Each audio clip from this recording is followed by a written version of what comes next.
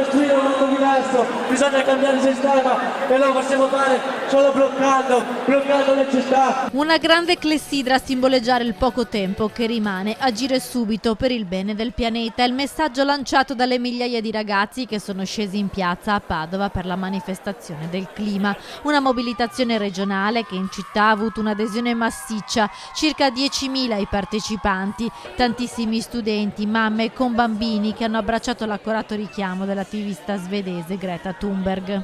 Giusto che capiscano di far parte di un qualcosa che è un tutt'uno, che è il loro mondo, sarà il loro mondo. Ci sembrava una bella iniziativa e abbiamo pensato che fosse interessante anche per loro avere fare questa esperienza. Delle arterie principali della città.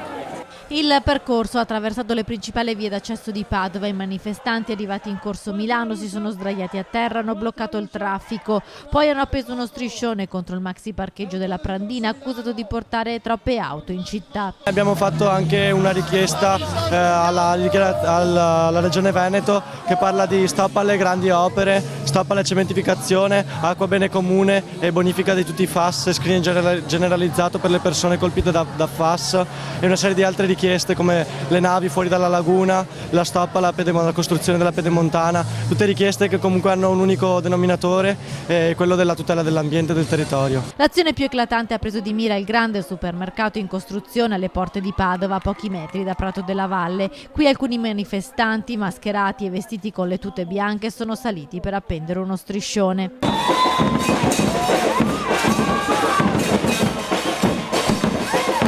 Tra canti, balli e raccolta rifiuti, il corteo ha proseguito fino a Prato della Valle, mentre le macchine ferme in colonna pazientavano, sostenendo le motivazioni dei ragazzi. È una giusta causa perché vediamo che il clima va sempre peggiorando. Quindi fanno bene questi ragazzi? Sì, senz'altro, perché è la vita loro. Io ormai alla mia età non posso intraprendere queste cose, però come si dice, fanno bene i ragazzi. La giornata all'insegna del clima ha provocato alcuni rallentamenti anche nelle corse dei bus e del tram.